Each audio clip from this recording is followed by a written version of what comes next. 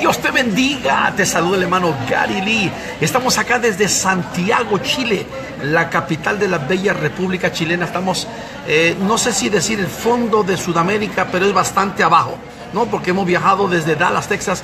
Son casi 9 horas, 9 y media. Estamos bendecidos. Acá me acompaña un gran amigo, el Pastor Marcos Morales Chávez, no sé cuántos apellidos más. Pastor Marcos, Dios le bendiga. ¿Cómo están, hermanos, amigos que siguen las publicaciones de nuestro amado hermano Gary? Aquí estamos en el aeropuerto de Pudahuel esperando el vuelo para irnos a la ciudad de Temuco. Merino se llama el aeropuerto, ¿no? Merino. Arturo Merino Benítez. Es una ciudad muy importante, la ciudad de Temuco, y nos están esperando para un gran evento que se realiza hoy día y especialmente mañana en el gimnasio Higgins. Estaremos con el pastor Jaime Romero, ¿no? Exacto, con nuestro pastor Jaime Romero.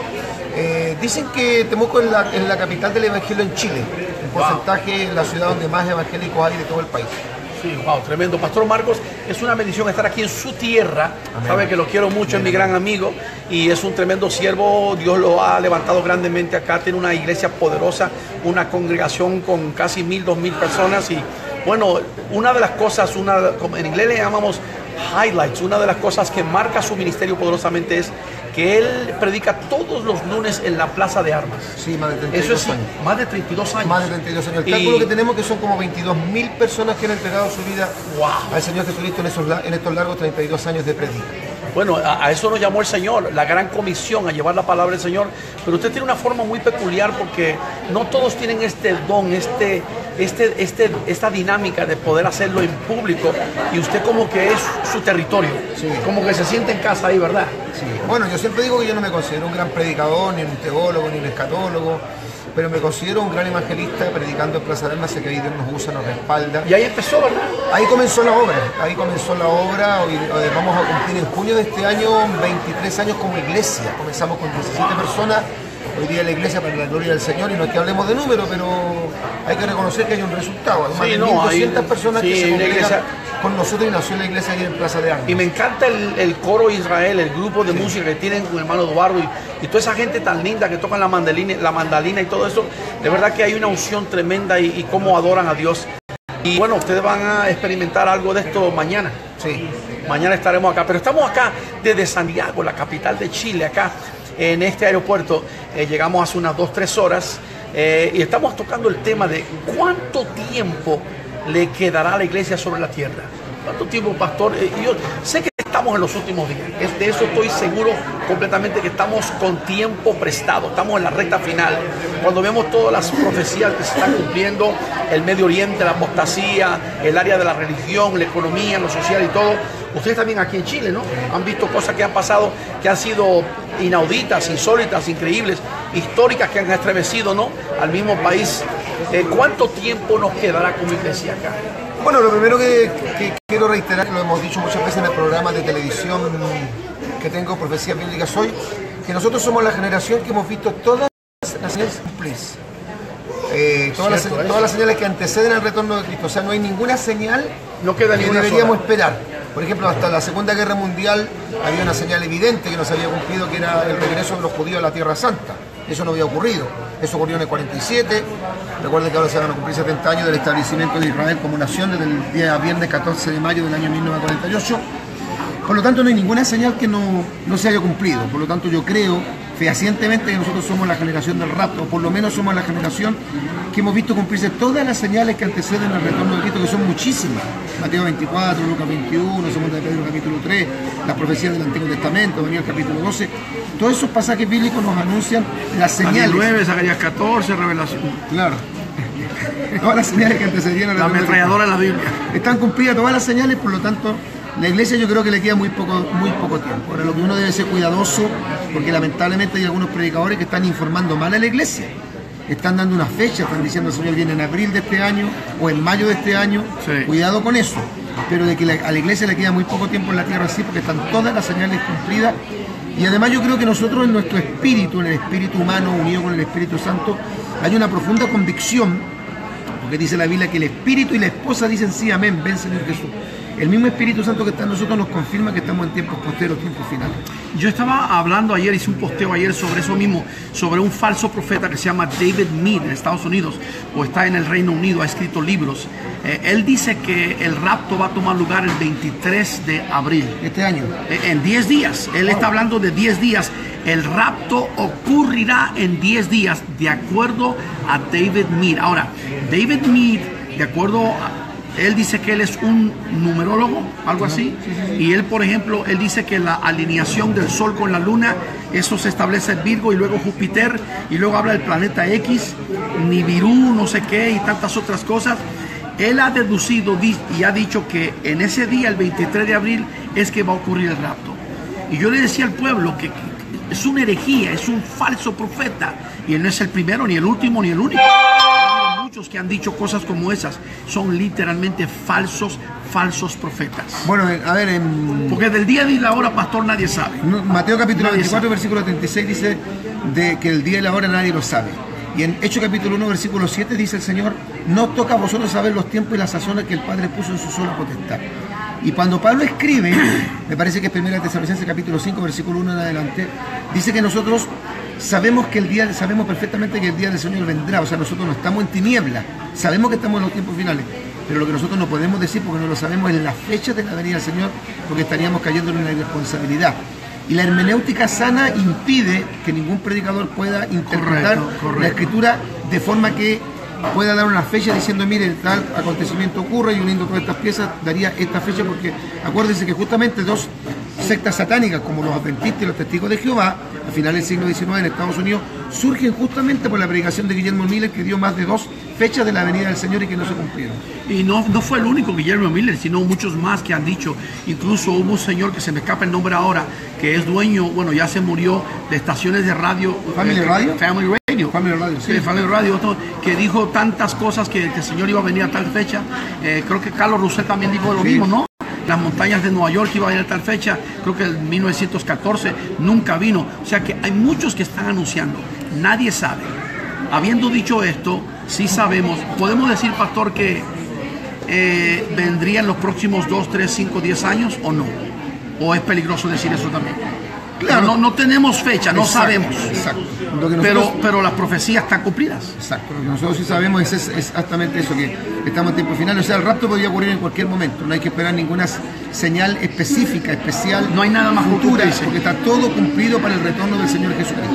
Cuando yo me convertí hace 46 años atrás, y usted también hace muchos años atrás, las profecías que ahora estamos viendo que se cumplieron, no se habían cumplido todavía.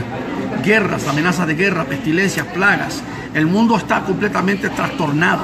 La plataforma geopolítica, por ejemplo, veamos lo que está pasando ahora mismo en el Medio Oriente. Y como yo le he dicho muchas veces, Israel es el reloj profético de Dios. El presidente americano Donald Trump, este hombre en cualquier momento, él ya lo dijo, y el gobierno americano, incluso el secretario de Defensa, James Mattis, que le llaman perro rabioso, dice que ya todo el arsenal americano, los portaaviones, los buques de guerra ya están preparados para atacar a Siria. El problema no es que van a atacar a Siria, lo van a hacer. De hecho que lo van a hacer, porque si no lo hacen, Donald Trump queda como un mentiroso. Y él lo va a hacer, porque él dicho una cosa, lo va a hacer. Porque ellos derramaron gas químico sobre la gente, ¿no? Cometieron crímenes de humanidad. Rusia ha amenazado con responder a Estados Unidos.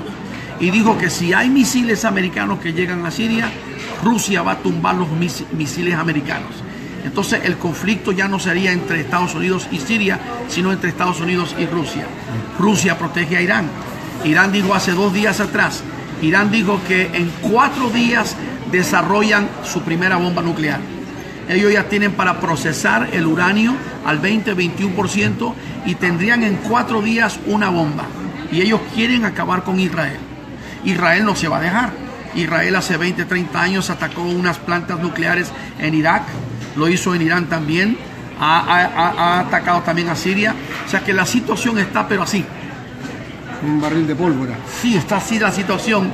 Sabemos que, yo no sé usted cómo puede mirar esto, si es que aparece el anticristo y establece la paz, o hay una guerra, pero yo sé que el anticristo todavía no se ha manifestado, porque estamos acá. Exacto. Nosotros estamos aquí. El anticristo se manifestará cuando la iglesia se levante. Y como nosotros estamos acá, todavía no se ha manifestado. ¿Qué piensa usted que va a suceder? Bueno, yo creo que esto todo es una antesala, porque si nosotros miramos ¿Principio? Claro, hacia un punto geográfico del planeta, en la tierra de Israel, en Medio Oriente, yo creo que es el lugar más claro del cumplimiento de la profecía bíblica. De hecho, el hermano Gary mañana va a hablar sobre Israel en la profecía bíblica. Correcto. Israel tiene demasiada importancia.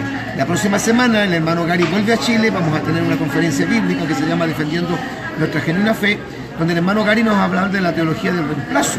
Cuidado, hay quienes dicen que Israel no tiene ningún rol protagónico en este tiempo, que Israel fue reemplazado por la iglesia, que la iglesia desplaza a Israel. O sea que Israel es irrelevante. Claro, que Dios se olvidó de Israel, y eso no es verdad, porque Dios ama a Israel como a la niña de sus ojos. Dios hizo un pacto con Israel. Israel es el pueblo elegido, escogido por Dios. No es el mejor pueblo, es escogido por Dios.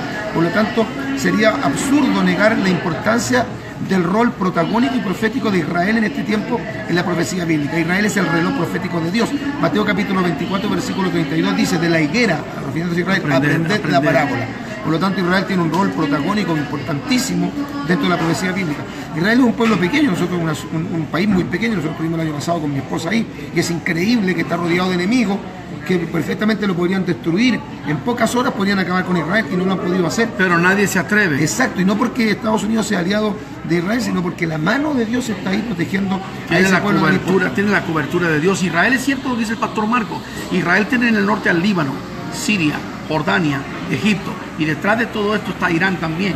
Está Irán, que están estos países árabes. O sea que Israel, con 8 millones de judíos, está rodeado de más de medio billón de árabes que quieren acabar con el pueblo judío. Es una locura, pero nadie se atreve a tocarlo. Ellos saben que Israel tiene, primero que nada, la protección de Dios. Segundo, mi apreciación, tiene el mejor ejército del mundo después de los Estados Unidos. Es increíble como Dios lo bendice. Ahora, los otros días se reunieron, interesante que usted me comparta su opinión, se reunieron en una reunión cumbre el presidente de Rusia, Vladimir Putin, el presidente de Irán, Rouhani, porque realmente el que manda en Irán no es Rouhani, que es una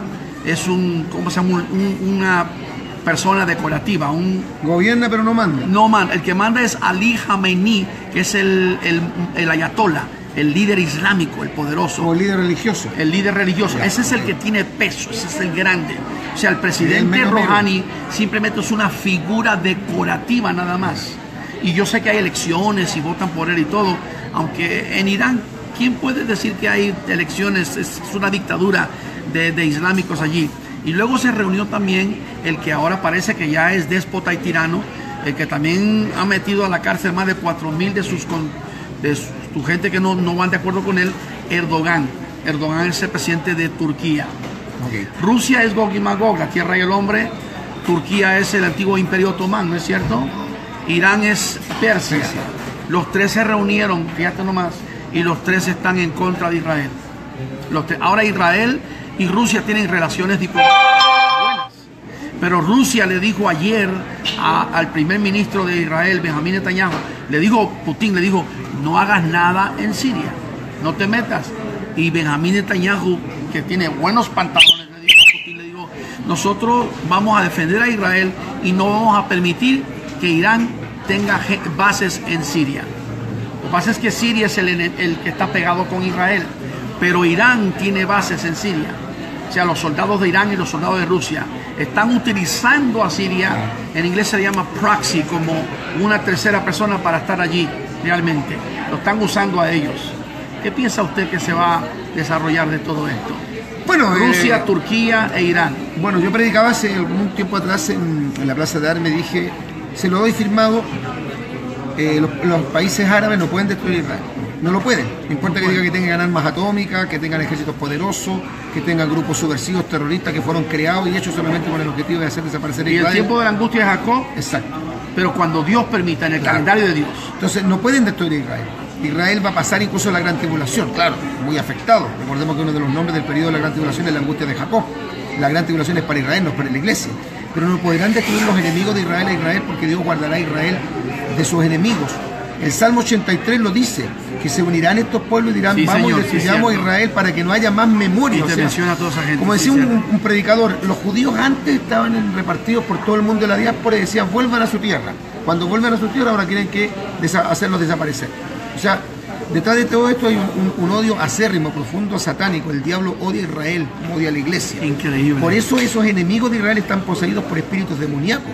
Estos países árabes, que son países que no son democráticos, no cree usted que hay democracia en los países árabes porque no la hay, no hay libertad religiosa, y los crean una mentalidad, una conciencia en los niños de un odio hacia Israel, justificando el odio, el asesinato, Pastor Mark, ¿y por qué odian tanto a Israel? Yo creo que UNESCO odia a Israel, las Naciones Unidas odian a Israel, Nicolás Maduro, Hugo Chávez odian a Israel, Evo Morales odia a Israel, el presidente Obama odiaba a Israel 8 años. Aquí mismo, Michelle Bachelet, que era presidente, odiaba a Israel. Entonces, ¿por qué tanto odio contra Israel? ¿Usted me puede explicar eso? Bueno, este espíritu antisemita comienza en realidad con la historia misma del hombre. Dios establece un pueblo, entrega una profecía, la primera profecía mesiánica está en Génesis capítulo 3, verso 15. Dios forma un pueblo de Abraham, Isaac y Jacob, viene Israel, y naturalmente el diablo quiere destruir la simiente. Por eso la profecía dice que el diablo heriría a la mujer, o la simiente de la mujer en el calcañar. Sí. Es decir, el diablo odia todo lo que está relacionado con Dios y odia al pueblo de Israel por la herencia que nos dejaba el pueblo de Israel.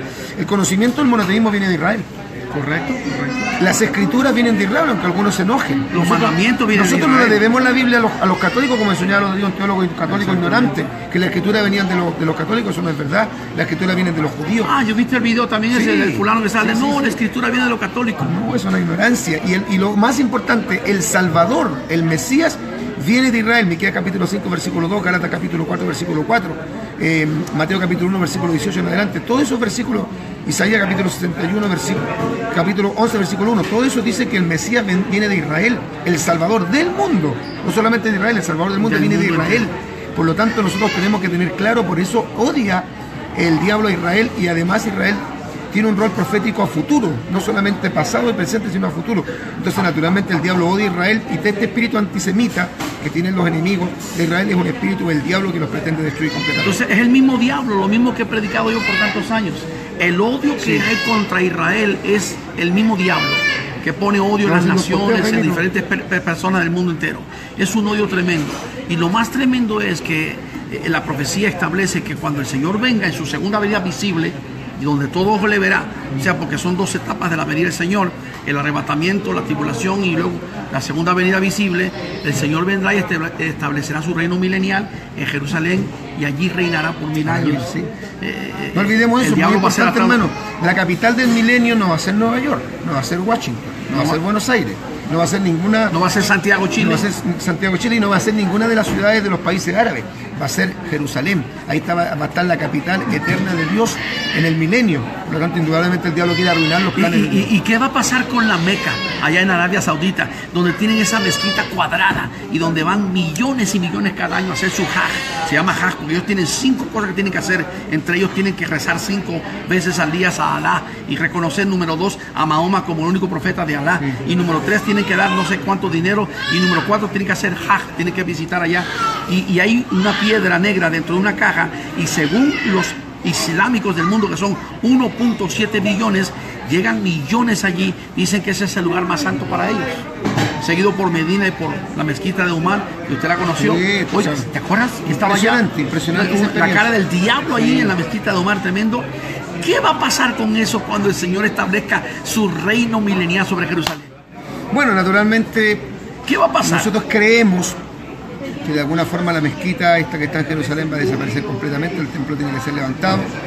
No, el templo se va a levantar durante la tribulación. Exacto, así que... La primera parte, claro, 3 años y medio. Así que, lamentablemente para los árabes, una mala noticia, sus templos no van a existir durante el periodo del milenio. De hecho, incluso hasta los países árabes van a tener que ir a Jerusalén a adorar a Dios. Sí supo lo que pasó esta semana pasada, ¿no? Celebrando la Pascua, Pesaj, en Israel, en Jerusalén, por primera vez en no sé cuántas décadas, el pueblo judío, los ortodoxos, pudieron estar más cerca que nunca del monte del templo.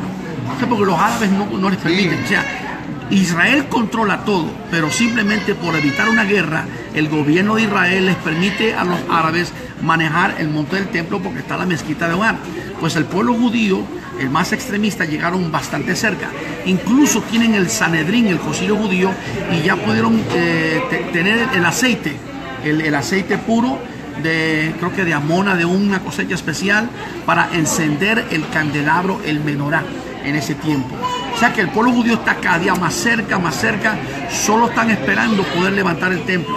Dicen que tienen la vestimenta, la indumentaria, hay sacerdotes especializados preparándose para trabajar en el templo. O sea, todo está listo ya, solamente están esperando un momento. Bueno, yo leí hace varios años atrás un folleto donde hablaba los judíos ortodoxos están metidos en esto de que levantar el templo. Ellos decían que no tenían ningún problema, en que en cualquier momento podían levantar el templo. Decían que en 6 o 7 meses lo podían levantar. Lo levantan rápido el templo, rápido. Bueno, acuérdate que en el tiempo de Salomón tardaron 7 años para construir el templo. Trabajaron 220,000 personas. Fue un trabajo extraordinario, magnífico. Pero con la tecnología, el avance ahora en estos días y todo, las grandes maquinarias y todo, cuestión de 6 o 7 meses, pastor. Sí, yo quiero hacer una observación de lo que yo viví el año pasado cuando nosotros estuvimos en el Muro de los Lamentos. Yo me conmoví.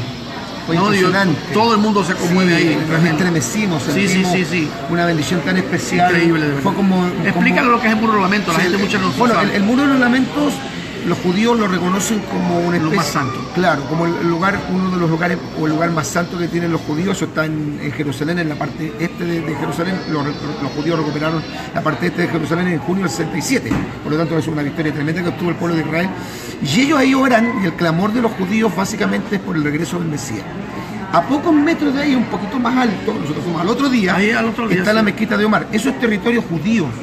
Todo es Hay hermanos que están confundidos, creen que la mezquita de Omar es un territorio palestino, es territorio geográficamente árabe. No es así, todo eso es de Israel, como dice el hermano Gary. Los judíos permiten que... Los judíos han permitido que el gobierno de Jordania, del rey Abdullah, que antes era el rey... se me escapa el nombre del papá de él, Hussein, el rey Hussein era el papá, el primer rey, que siempre fue muy amable con Israel, pero ahora está su hijo Abdullah. Ellos le permiten que la parte religiosa cuide en ese lugar. Pero el que tiene autoridad, el dueño de todo eso es Israel. Porque en el 67, como dice el pastor, en la guerra de los 6 días, subieron los soldados, entraron por la puerta de Sion, tanto los balazos ahí que usted vio, entraron y finalmente, lo primero que hicieron los soldados fue orar, alabar a Dios, o sea, llorar allí tocando el muro, porque ese muro es lo que quedó del templo de Dios. ¿Y qué tan cierto que ellos pensaban justamente destruir la mezquita de Omar y que uno de ellos se opuso? No, pero hubo un incidente cuando la guerra de Irak. ¿Se acuerda que Irak, que Saddam Hussein invadió a Kuwait, que Estados Unidos invadió a Irak? ¿Se acuerda? Sí. Los misiles Scud missiles, hace 20, 30 años, ¿se acuerdan los misiles durante la presidencia de George H.W. Bush? Estaban algunos diciendo, los rabinos, ojalá que uno de esos misiles destruya la mezquita de Omar. No sabemos cómo va a trabajar la cosa, pero sabemos que de alguna manera milagrosa esa mezquita se va a caer, se va a desplomar, se va a terminar ya eso. Y los judíos van a levantar su templo en ese lugar. Bueno, tiene que ser, puede ser un terremoto. Yo comentaba que al otro día, cuando nosotros subimos ahí a esa parte más alta donde está la mezquita de Omar, que es territorio judío, vuelvo a repetir, la experiencia fue totalmente y diametralmente opuesta. Sí. Si el día anterior habíamos sentido una unción, una presencia de Dios, nos habíamos quebrantado, yo lloré en ese lugar, pedí 2 peticiones muy especiales por mi familia, al otro día cuando nosotros subimos al lugar donde está la mezquita de Omar era totalmente contrario, una presión demoníaca, una presencia diabólica, una incomodidad tan grande que nos dimos cuenta de las dos realidades en un territorio tan corto. Esos son pocos metros que hay. Entre el Muro del Lamento donde está la mezquita de Omar. Es como de aquí a allá, es cuestión de 5 minutos nada más caminando. La gente no lo entiende. Ahora, ese lugar, ese pequeño territorio, es lo que también nosotros sabemos en la palabra del Señor. Génesis capítulo 22, es el monte Moria, donde Abraham iba a sacrificar a su hijo Isaac. Es el mismo lugar donde él venía caminando 3 días de camino, 72 horas de jornada, con 2 siervos, se fue a la leña, y cuando subió, que fue las palabras tremendas, históricas y proféticas que dijo Isaac a su padre Abba, ¿dónde está el cordero? Esto es tremendo porque es un escenario extraordinario del futuro, donde allí mismo, en esa misma área, pero más al otro lado, fue donde Jesús fue crucificado. Increíble, increíble. Estamos hablando de algo tremendo. Ahora, la iglesia del Señor tiene que entender, me gustó, volviendo al tema, Israel es Israel, la iglesia es la iglesia. No hay que confundir. Son 2 pueblos distintos. Completamente. Israel siempre ha sido y nunca ha dejado de ser el pueblo escogido de Dios. Amén. Sea desobediente, pero ser pueblo. Y los 2 pueblos están en el rol profético, o sea, los 2 pueblos tienen un rol, una tarea que cumplir, y Dios va a establecer el reino, va a ocurrir el rapto, levanta la iglesia, deja a Israel acá, Israel tendrá que pasar la gran tribulación. Al parecer, el anticristo al final va a creer que va a lograr su propósito de destruir completamente Israel y va a aparecer Jesús como el Mesías Salvador de Israel. Todo ojo le verá, Israel se convertirá en su Mesías, aceptará al que traspasaron y entonces Israel entra en el milenio y Dios convierte a Jerusalén como la capital del milenio. Y esa Jerusalén, ahí vamos a estar con el Señor 1000 años. Pero esa no es la buena ni la verdadera, porque después, pasando unas cuantas cosas más, cielos nuevos y tierra nueva, la Jerusalén del cielo bajará acá a la tierra. Y ahí es donde estaremos para siempre. Amén.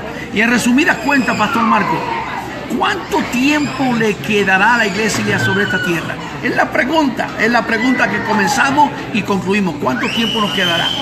No podemos dar fecha, no sabemos, pero ¿cuánto tiempo? Yo creo que queda muy poco tiempo. Lo importante es que nosotros estemos preparados porque el rapto puede ocurrir incluso en este mismo momento. En este momento puede ocurrir el rapto. O sea, reiteramos, no hay ninguna señal que tengamos que esperar a futuro. Las señales están todas cumplidas. El Señor viene en cualquier momento, como dice el libro de Hebreos. Ciertamente vengo, dice, un poquito de tiempo y el que ha de venir vendrá y no tardará. Y dice la Biblia, ciertamente vengo en breve, el capítulo 22 de Apocalipsis. Cierra con esa frase. Y el Espíritu y la esposa dicen sí. Ven, amén. Señor. Ven, Señor Jesús. Ven, Señor Jesús. Con eso terminamos. Y déjeme decirle algo. Hay muchos diciendo fechas y demás. Nosotros no sabemos cuándo, pero en cualquier momento el Señor va a venir. Pastor Marcos, de verdad que ha sido una bendición estar acá. Estamos preparándonos para mucho más. Vamos a estar platicando. Vamos a tomar el avión antes que nos lleguemos para Temuco. Dios te bendiga. Shalom.